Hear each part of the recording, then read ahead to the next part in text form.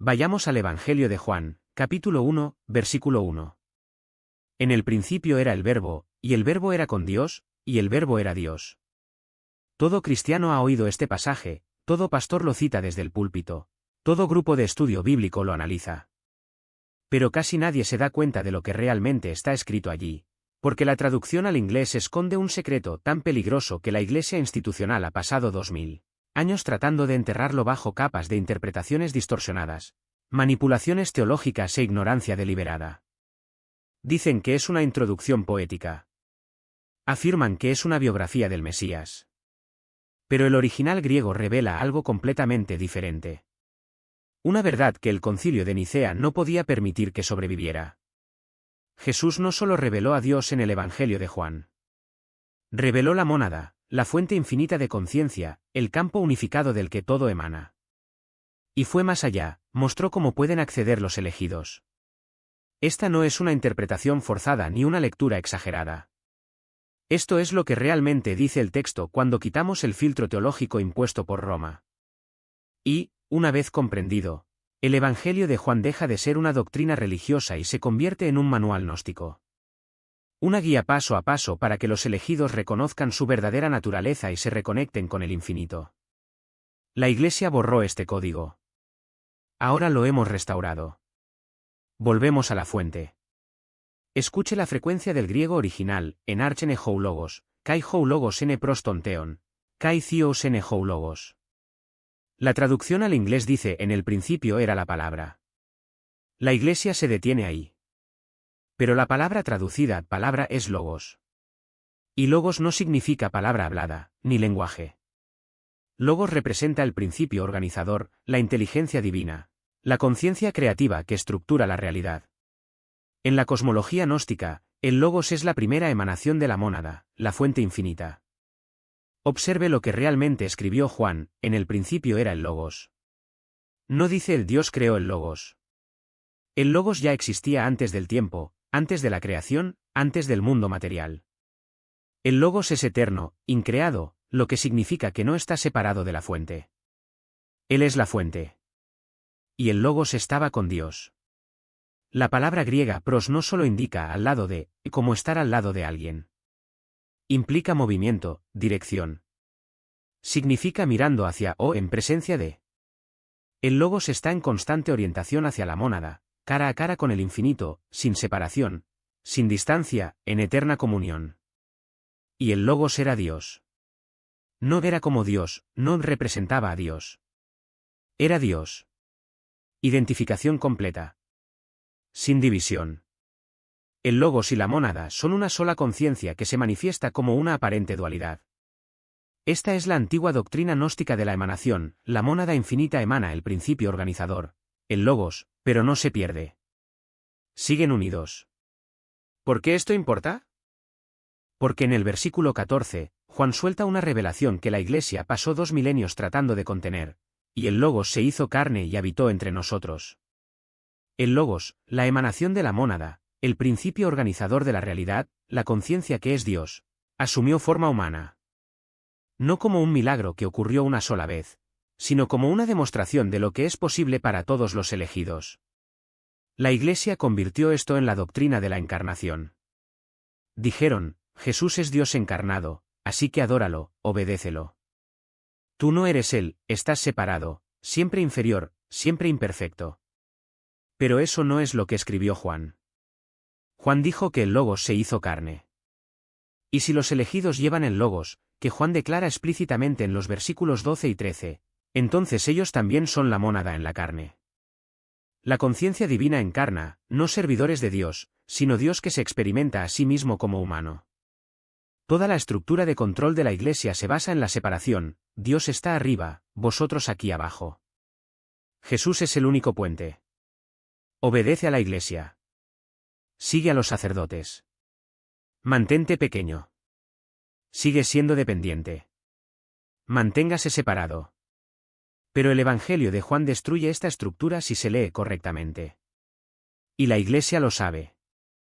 Mire el capítulo 1, versículo 12, pero a todos los que le recibieron, les dio potestad de ser hijos de Dios. La Iglesia se detiene ahí. Puedes convertirte en hijo de Dios si crees en Jesús. Dulce, reconfortante, jerárquica. Pero sigue leyendo el versículo 13, los cuales no nacieron de sangre, ni de voluntad de carne, ni de voluntad de varón, sino de Dios. Nacido de Dios, no adoptado, no relacionado metafóricamente.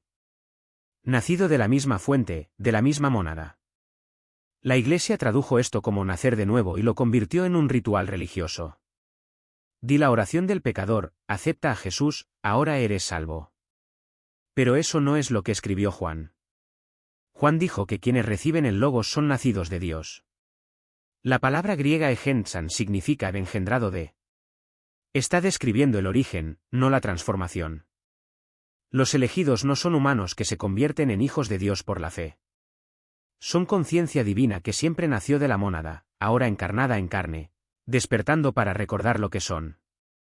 Por eso Jesús dice en Juan 10 y 34, citando el Salmo 82, ¿no está escrito en vuestra ley, yo dije, vosotros sois dioses?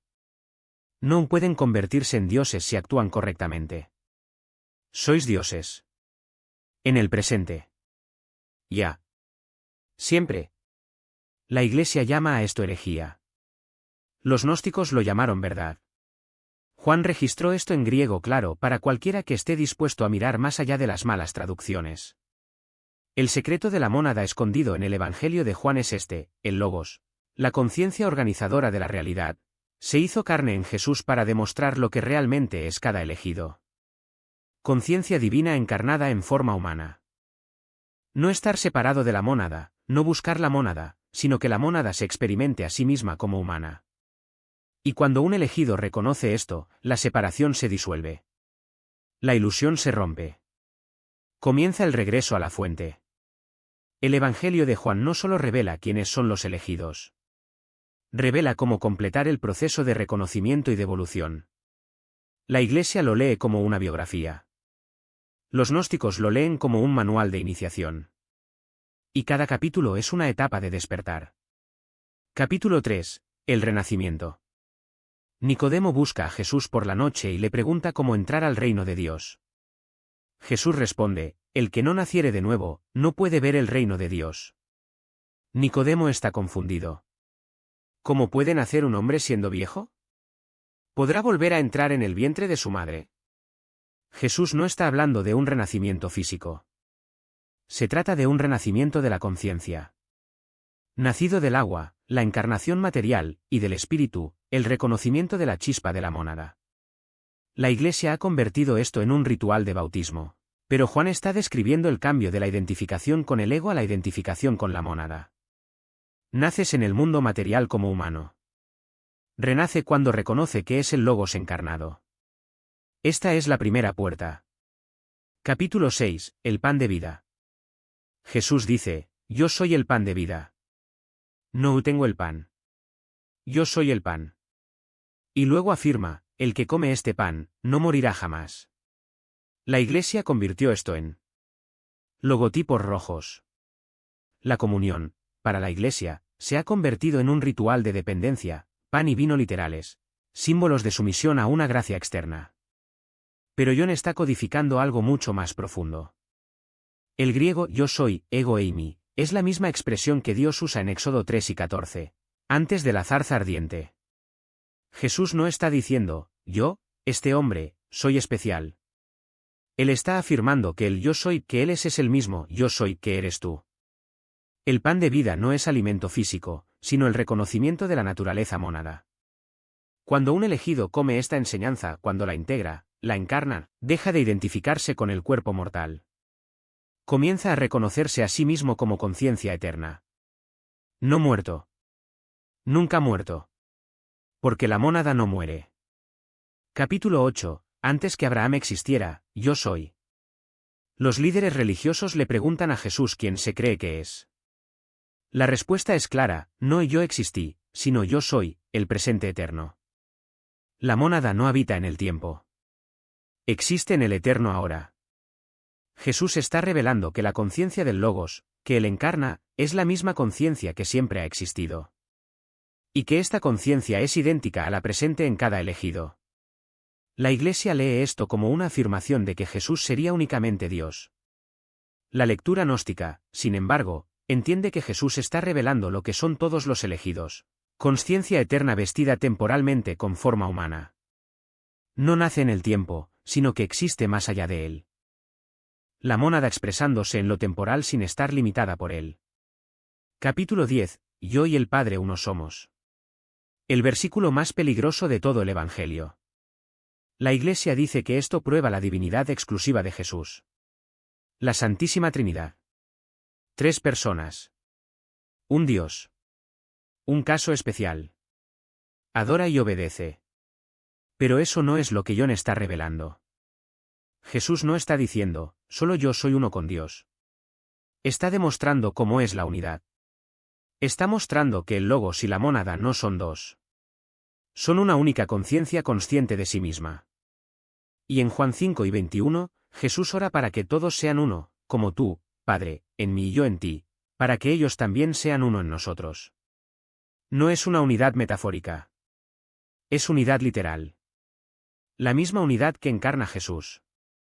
La Iglesia no podía permitir esto. Si cada uno de los elegidos pudiera lograr la misma unidad que demostró Jesús, la jerarquía colapsaría. Los sacerdotes perderían su poder. Los rituales perderían su fuerza. El control se disolvería. Entonces lo tergiversaron. Ellos dogmatizaron. Borraron el secreto de la mónada y lo reemplazaron con una teología del culto. Pero Juan escribió claramente para aquellos que tienen ojos para ver. La cronología cuenta la historia. El Evangelio de Juan fue escrito entre el 90 y el 110 después de Cristo. En aquella época, la Iglesia primitiva ya estaba consolidando su poder. Los rituales estaban estandarizados. Se formaron jerarquías. La doctrina se solidificó. Y la mayor amenaza al control institucional era el cristianismo gnóstico, la rama que enseñaba el conocimiento directo, la revelación personal y la identidad divina. Los gnósticos leyeron a Juan tal como fue escrito, un manual para recordar la naturaleza divina. Los cristianos institucionales lo leen como la biografía de un Salvador único. La diferencia lo es todo. Una enseñanza te hace libre. Los otros controles. En el siglo IV, el Concilio de Nicea formalizó la doctrina de la Trinidad y declaró herejías las interpretaciones gnósticas. En el siglo V, los textos gnósticos fueron quemados y sus maestros ejecutados. El Evangelio de Juan sobrevivió porque era demasiado popular para destruirlo, pero su interpretación estaba bajo llave. Jesús es Dios. Tú no lo eres. Punto final. Pero no pudieron borrar al griego.